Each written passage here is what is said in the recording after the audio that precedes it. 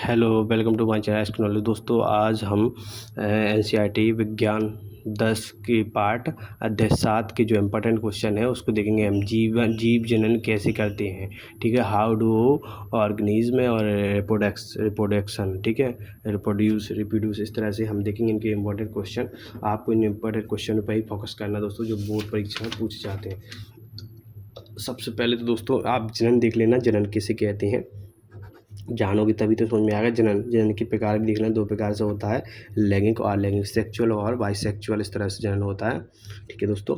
पादप जनन भी देख लेना दोस्तों, पादप जनन क्या होता है। इसके बाद यहाँ से आप और इम्पोर्टेंट दोस्तों लैंगिक जनन और दोनों में अंतर देख लेना, लैंगिक जनन क्या होता है और अलैंगिक जनन क्या होता है। इसमें देखते दोस्तों डीएनए की प्रकृति पूछता है आपसे, जो इम्पोर्टेंट है। इसके बाद नर जननांग और मादा जननांग के अंग पूछता है, नाम पूछता है, तो आप उनके नाम याद रखना, वेरी वेरी इंपॉर्टेंट क्वेश्चन है, सीधे पूछ लेता है इनके, ठीक है दोस्तों। मानव हार्मोन और जनन हार्मोन, दोनों के हार्मोन भी याद रख लेना, ठीक है दोस्तों। इस तरह से यौन अवस्था में क्या परिवर्तन होते हैं, या जो जवान लड़के बच्चे पे जब जवान हो जाते हैं तो उनमें क्या क्या परिवर्तन आते हैं, इन परिवर्तनों को आपको देखना है। इसके बाद जो जननांग दिए हैं, मानव जननांग, उनके कार्य देखना है, जननांग क्या काम करते हैं, इस तरह से वो जननांग के बारे में आपको पढ़ लेना, ठीक है। तो ये नर जननांग हो, मादा जननांग हो गया, और ये इधर नर जननांग भी दिया नीचे, तो दोनों के डायग्राम देख लेना। डायग्राम नहीं देखना तो आप कार्य तो देख लेना, दोनों क्या काम करते हैं, ठीक है। इस तरह से देखिए दोस्तों, ये पूछा गया क्वेश्चन है काफ़ी बार, मानव में विसरण के कार्य, ठीक है। मानव विसरण के, मानव जननांग के, इसकी वेरी वेरी इंपॉर्टेंट क्वेश्चन है दोस्तों। टेस्टोस्टेरोन, इसका हार्मोन पूछता है, तो कौन सा हार्मोन होता है इसका, टेस्टोस्टेरोन। और मानव में होता है एस्ट्रोजन, ये हार्मोन ऑब्जेक्ट उसमें पूछा गया है दोस्तों।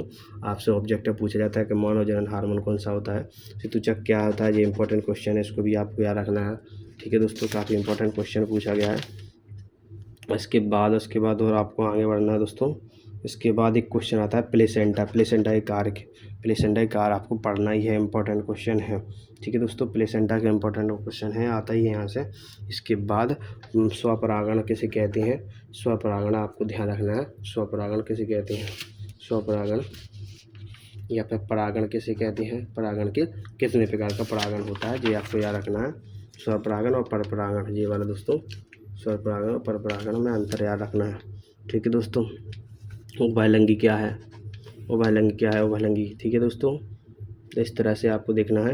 एक क्वेश्चन आता है पुष्प की याद, चित्र आता है डायग्राम पुष्प के बारे में, तो आपको इसका याद रखना, परागण और निषेचन में अंतर याद रख लेना, ठीक है दोस्तों। इसके बाद कार्य प्रबंधन किसे कहते हैं, वेरी इंपॉर्टेंट क्वेश्चन है, पौधों में होता है, ठीक है दोस्तों। इस तरह से आपको देखना है। एक आता है हाइड्रा में मूलकण किस प्रकार होता है, जब मूलकण की याद में इसमें डायग्राम बनाना पड़ता है हाइड्रा के बारे में, मूलकण, ठीक है दोस्तों। इसके बाद पुनरुद्ध भवन किसे कहते हैं, ठीक है, पुनरुद्ध भवन पूछता है। पुनरुद्ध भवन काफ़ी बार इंपॉर्टेंट क्वेश्चन है, कई बार पूछा गया दोस्तों, ठीक है। पुनरुद्ध भवन,